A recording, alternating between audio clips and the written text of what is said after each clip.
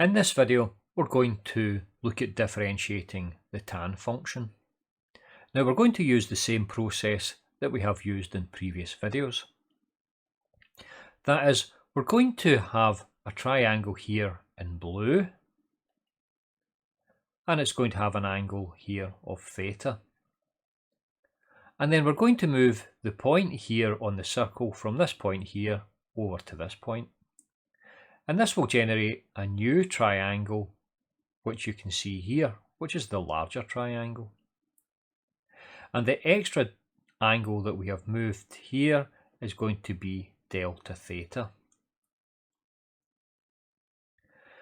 Now we've seen in the previous videos that we can generate a similar triangle. So you can see the little triangle up here in white, and this is going to be a similar triangle to the triangle here in blue. Now let's put in some more details and we'll talk through the derivation. So you can see here we have the angle theta and we have the angle delta theta. Now if we were to generate the tan of this angle theta, then tan is going to be given by y here divided by the x.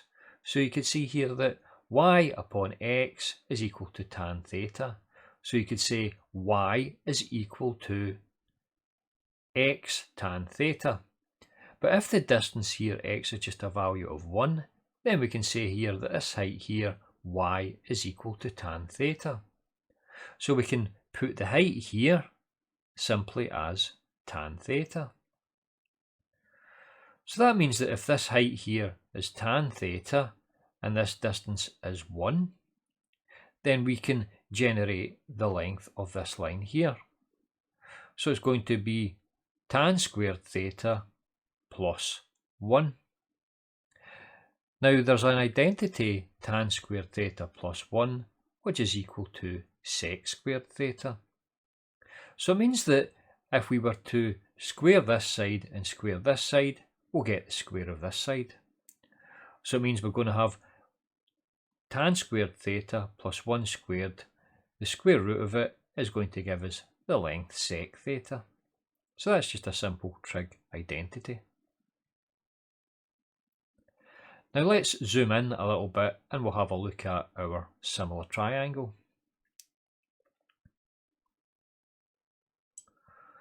So we know from the previous videos, if the angle here, delta theta, is small enough, then the arc length here in white will tend towards the actual tangent at this point here.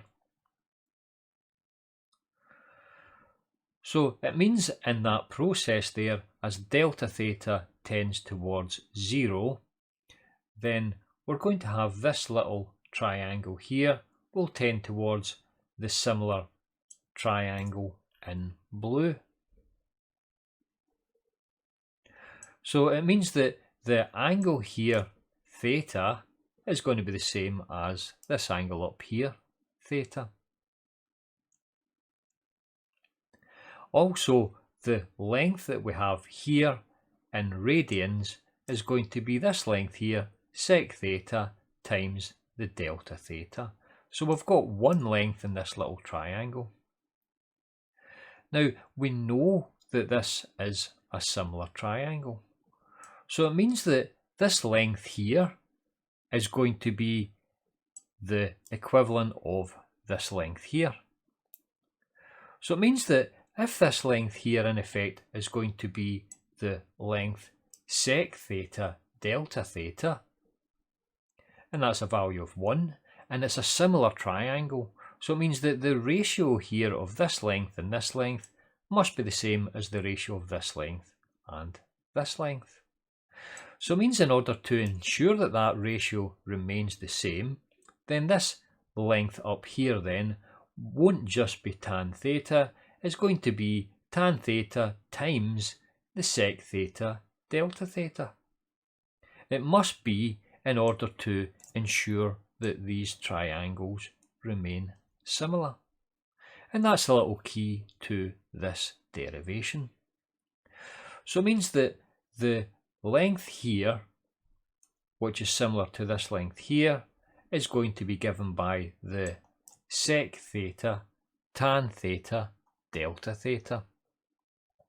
And we get this simply because the ratio of this length here to this length here must be the same as the ratio of this length here to this length here. And we know this length is sec theta delta theta, so it means that this length here must be tan theta times the sec theta delta theta. So that's the little trick that we have to notice in this diagram. So it means that what we're trying to find here is this length here. So we get this length here again from using our Pythagoras. So let's have a look at the little derivation of this length here. So we're going to have this length squared plus this length squared, and then we're going to have to take the square root of it to get this length. So we're going to have the sec squared theta tan squared theta plus sec squared theta, which is this length squared plus this length squared. We take the square root of it. We can take out the common factor of sec squared and we're left with this here. But again, this is just a simple trig identity. Tan squared theta plus 1 is equal to sec squared. So we're going to have the root of sec squared times sec squared. So that's the fourth root of the sec theta. And if we take the square root of that, we get sec squared. So that's what this distance here is. Now, as the value of our delta theta tends towards 0, as we've said before, it means that this similar triangle here will tend towards this similar triangle. So it means that in the limit, we're going to have the d by d theta over tan theta is equal to sec squared theta, which in effect it will be this length here. So that's how we're able to differentiate tan theta. And it gives us a little bit of a graphical intuition as to how it works. But of course, in order to understand it fully, you're better looking at previous videos when I have gone through the same derivation for the sine theta, the cos theta, and the arc sine, arc cos, and arc tan. So thank you for listening. I'll get you on the next video. Goodbye.